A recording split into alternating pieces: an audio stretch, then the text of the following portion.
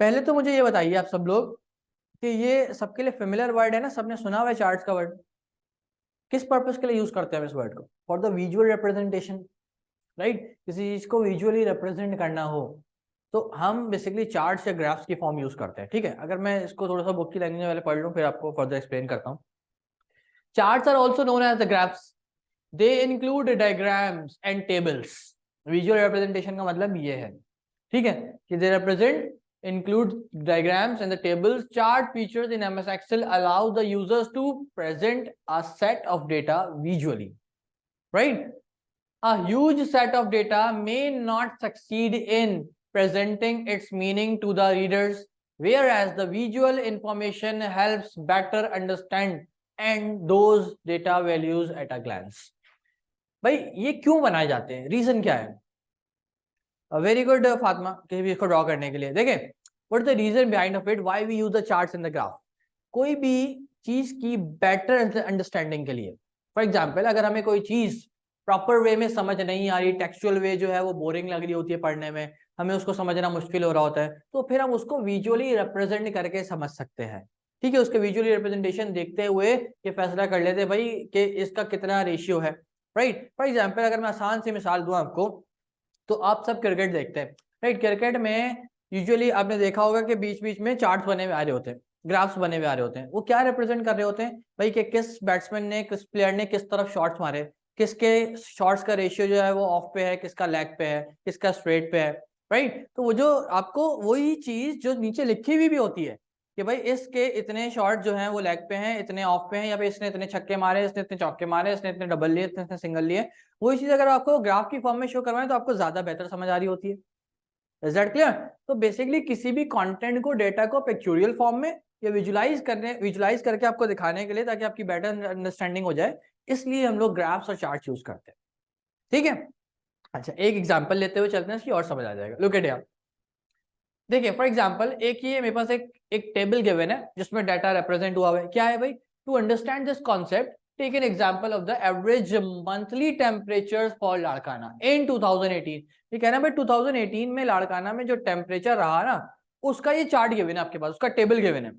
ठीक है, for example जनवरी में ये था, फरवरी में ये था। भाई मुझे नहीं समझ आ रहा है यार, मुझे नहीं समझ आ रहा कि कौन से महीने में जो है वो टेम्परेचर लो था, कौन से महीने में हाई था, कि कौन से महीने में कांस्टेंट रहा, कौन से वो महीने हैं जिसमें टेम्परेचर जो है कांस्टेंट रहा। तो मुझे ना ये चीज ना थोड़ी सी समझना मुश्किल हो रही है। क्यों मुश्किल हो रही है भाई? पहले मैं आके देख रहा हूँ जनवरी को, दैट इज 23, ये 26 जो है उससे बढ़ गया, फिर आगे और बढ़ गया और बढ़ गया और बढ़ गया, यहाँ पे देखते रहे तो यहाँ पे आगे कम हो गया। तो मैं कैसे एनालाइज करूँ भाई कौन से मंथ्स में जो टेम्परेचर ज्यादा था, कौन से में कम था, कौन से में कांस्टेंट था? ठीक है, तो मैं इसके लिए क्या करूंगा, मैं इस डाटा को सिलेक्ट करूंगा। सिलेक्ट करने के बाद ऊपर रिबन में जाके चार्ट पे क्लिक कर दूंगा, चार्ट पे क्लिक कर दूंगा। अब वो आपसे पूछेगा भाई कौन सी टाइप का चार्ट बनाना चाह रहे हैं आप इस डाटा के लिए, तो आप वहां पे बहुत सारे ऑप्शंस ड्रॉप डाउन में खुल जाएंगे, आप कोई से भी चार्ट पे क्लिक कर दें तो आपको ये डाटा चार्ट की फॉर्म में रिप्रेजेंट कर देगा ऐसे। ये वही डाटा है जो कि अब आपको बेटर अंडरस्टैंडिंग में आ रहा हो। कैसे भाई? आप बता सकते हैं आप सबसे ज्यादा टेम्परेचर कौन से मंथ में रहा, जल्दी से बताइए मुझे देख के। वेरी गुड, किस में रहा भाई? ये सबसे बड़ा बार जो है ना इसकी है वो, दैट इज जून। और सबसे कम टेम्परेचर कहाँ पे था, कौन से मंथ में था? सबसे कम टेम्परेचर जनवरी में। Very good. और वो कौन से मंथ है भाई जिसमें टेम्परेचर कांस्टेंट था? वो कौन से मंथ थे जिसमें टेम्परेचर कांस्टेंट रहा? मार्च एंड नवंबर। चले, नहीं मार्च एंड नवंबर भी नहीं है, फेब्रुवरी और मार्च। फेब्रुवरी और मार्च नहीं, फेब्रुवरी और मार्च भी नहीं है, काफी डिफरेंस है ग्राफ में। ये रहा फेब्रुवरी, ये रहा मार्च, कितना फर्क आ रहा है? मैं कांस्टेंट पूछ रहा हूँ जो दोनों में कांस्टेंट मतलब सेम लेवल का टेम्परेचर था। अगस्त और सितंबर, सुनैना ने कहा अगस्त एंड सितंबर, yes very good Sunaina.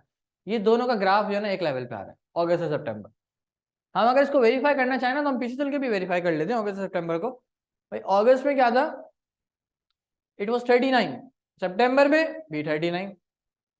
Is that clear? तो ये 2 मंथ का हमें यहाँ पढ़ने में मुश्किल हो रही थी, हमने उसकी विजुअल रिप्रेजेंटेशन देख ली, इससे हमें वो ग्राफ रीड करना आसान हो गया कि भाई कौन से मंथ्स में टेम्परेचर सबसे ज्यादा रहा, कौन से मंथ में सबसे कम रहा, फिर कहाँ पे जो है वो फ्लो आता रहा भाई कि टेम्परेचर बढ़ा अब कम हुआ, राइट।